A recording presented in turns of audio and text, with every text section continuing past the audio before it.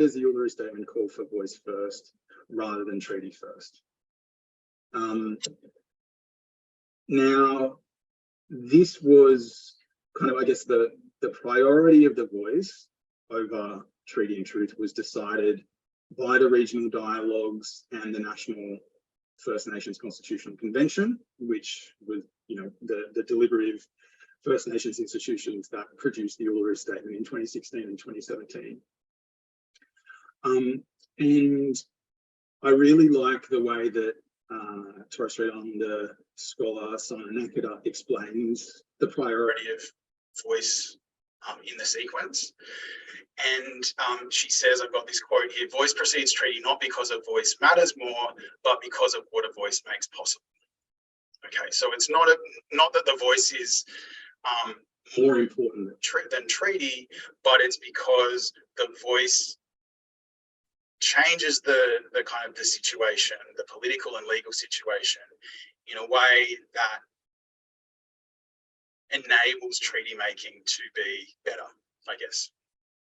So I think there are two kind of key dimensions to how a voice can make treaty making better. The first is that the voice can give First Nations peoples greater political power in negotiating a national framework for treaties.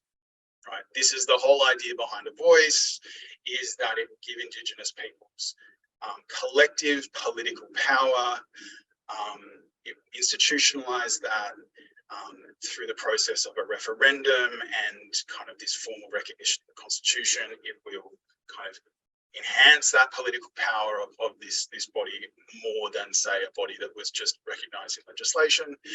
And all of this will be valuable in shoring up Indigenous people's bargaining power when it comes to the second stage of settling on a framework for national treaty making.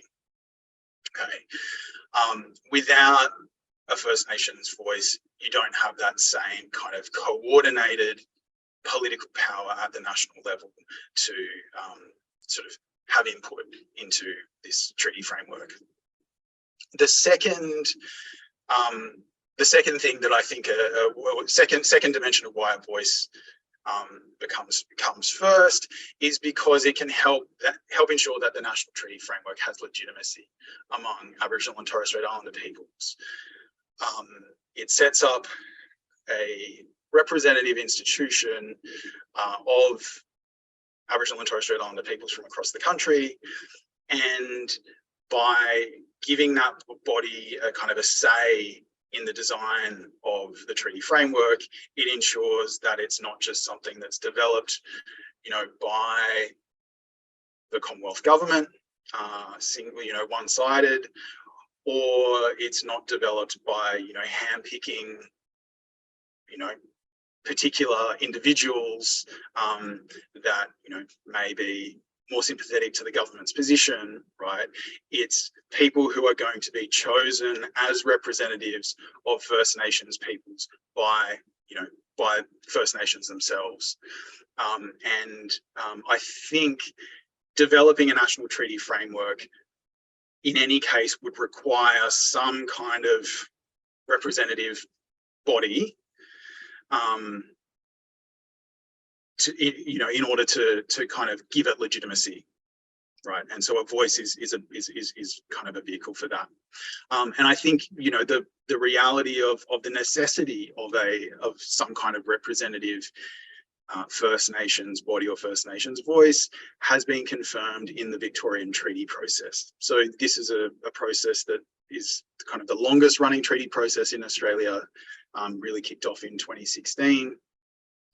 And one of the first things that kind of was pressed for by Aboriginal activists in Victoria was some kind of representative institution to facilitate and give legitimacy to the negotiations over a treaty framework that would govern the kind of the whole process. Right. So I think that kind of just demonstrates the kind of the reality of that point and the need for some kind of representative body.